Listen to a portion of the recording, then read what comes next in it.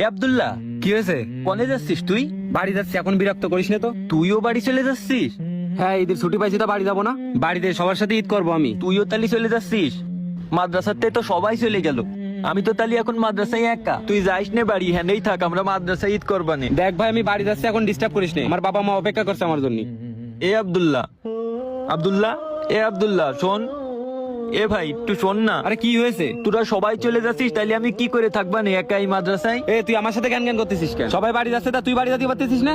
এখন আমি বাড়ি যাবো, ডিস্টার্ব করিস না। এ আমার না মা নেই, আমার বাড়ি সৎ মা রয়েছে। আমি বাড়ি গেলে আমার সাথে খুব খারাপ ব্যবহার করে। তুই আমারে নিয়ে চল না তোর সাথে তোগের বাড়ি। এ তোর মা নেই, তা তোর বাড়ি বাপ তো আছে, তুই বাপের কাছে যা। আর এলাকায় বন্ধু বান্ধব আছে, ওদের সাথে মেশ। না এ ভাই, তুই আমারে নিয়ে চল। দেখ আমি বাড়ি গেলেই আমার সৎ মা আমারে দেখলেই আমার বাপের সাথে গ্যাঞ্জাম বাঁধাই দেবে না। আরে তুই কি পাগল হয়ে গেছিস? ঈদের সময় আমাদের বাড়ি সব নামি দামি আত্মীয় স্বজন আসবে, আর তুই যে নোংরা কাপড় চোপড় পরে থাকিস, এইসব পরে তুই আমার পরিবেশের সাথে খাপ খাওয়াতে পারবি না।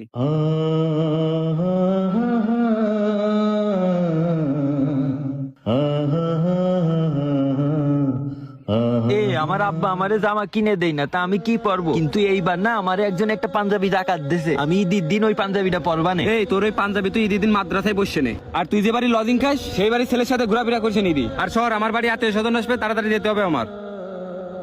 ঈদ করতে সবাই বাড়ি চলে যাচ্ছে, আমার মা বাইসে থাকলে আমিও বাড়ি যেয়ে মেলা আনন্দে ঈদ করতে পারতাম। হুজুর আসসালামু আলাইকুম। ওয়ালাইকুম আসসালাম। আপনার সাথে একটু কথা বলতাম। কি বলবা বলো। হুজুর আমি তো গত বছর ঈদেও বাড়ি যেতে পারিনি, আমার মনটা খুব আনচান করতেছে আমার আব্বারে দেখার জন্য। আপনি একটু কল দেন না হুজুর, আমার আব্বারে আমার এসে নিয়ে যেতে বলেন। না না, তোমার বাসায় যাওয়া হবে না, তোমার বাপ ছুটি দিতে নিষেধ করে গেছে। হুজুর ঈদের ছুটিতে সব ছাত্র ভাইরাই তো বাড়ি চলে গেল, আমি তো মাদ্রাসায় একা রয়েছি। আমার আব্বার সাথে কথা কয়ে আমার একটু বাড়ি যাওয়ার ব্যবস্থা করে দেন না হুজুর। তোমার আব্বা আমারে বলে গেছিল তোমার ব্যাপারে যাতে তার আমি ফোন না দিই, এই জন্যই আমি এই কথা বলতেছি। হুজুর আমার তো মা নেই, একমাত্র আব্বাই আছে। আমার আব্বার কথা আমার খুব মনে পড়তেছে,